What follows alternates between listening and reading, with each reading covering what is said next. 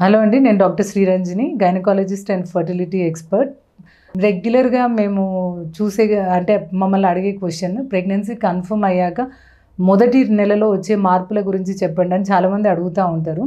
So first చాలామందికి అంటే dates regular ఉండొచ్చు, ఇర్రెగ్యులర్ ఉండొచ్చు.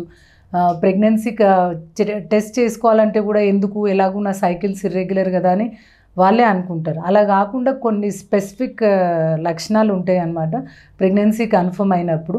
మెయిన్గా ఇది వికారం, అంటే ఏది చూసినా ఇంతకుముందు వాళ్ళకి ఇష్టమైన ఆహారం కూడా ఇప్పుడు తినలేకపోవడం, అంటే తినాలనిపించడం, బట్ తినాలనిపించినా కూడా వారికి అది సహించదనమాట. సో మెయిన్గా ఫుడ్ చేంజెస్, నోట్లో నీరు లాంటిది ఊరడం, అంటే ఏ ఫుడ్ చూసినా నోట్లో లైక్ ఆ టేస్ట్ అప్రిషియేట్ చేయరు.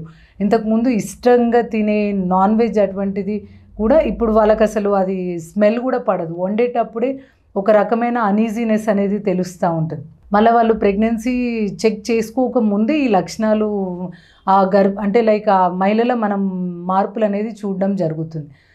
సో నెక్స్ట్ కామన్గా ఇలాంటి లక్షణాలు ఏమైనా ఉన్నప్పుడు మీ సైకిల్స్ రెగ్యులర్ ఉన్నా ఇర్రెగ్యులర్ ఉన్నా ఒక్కసారి ప్రెగ్నెన్సీ టెస్ట్ అనేది చెక్ చేసుకోండి, లేదంటే మీ దగ్గర ఉన్న గైనకాలజిస్ట్ని కలిస్తే సరిపోతుంది. నెక్స్ట్ కామన్ లక్షణం వచ్చేసి ఆయాసం. మేడం, ఇంతకుముందు నేను ఇంట్లో పనంతా చేసుకునేదాన్ని, ఇప్పుడు అసలు నాకు ఈ చిన్న చిన్న వాటికే ఆయాసం అనేది వస్తుంది అని చెప్తూ ఉంటారు. అంటే ప్రెగ్నెన్సీ కన్ఫర్మ్ అవ్వగానే హీమోడైల్యూషన్, అంటే రక్తం పలచబడడంతో ఈ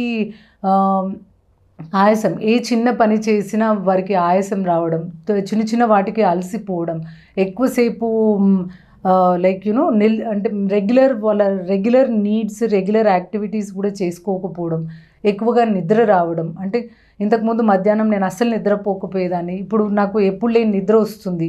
ఇవన్నీ మనం కామన్గా చూసే కంప్లైంట్స్ అనమాట. అంటే నెక్స్ట్ ఇంకొకటి హెవీనెస్ ఇన్ ద బ్రెస్ట్, అంటే బ్రెస్ట్ కొద్దిగా పెరిగినట్టు అనిపించి లైక్ బ్రెస్ట్లో నొప్పి రావడం. అదే మళ్ళీ దాంట్లో కూడా నార్మల్ ఉండొచ్చు, అబ్నార్మల్ ఉండొచ్చు. కొద్ది వరకు నొప్పి, డిస్కంఫర్ట్ బ్రెస్ట్లో ఉంటే దట్ ఈజ్ ఓకే. మళ్ళీ అది లంప్స్ లాగా ఏదైనా డిశ్చార్జ్ లాంటివి ఉంటే మళ్ళీ అది అబ్నార్మల్ లక్షణం, అది నార్మల్ కాదు.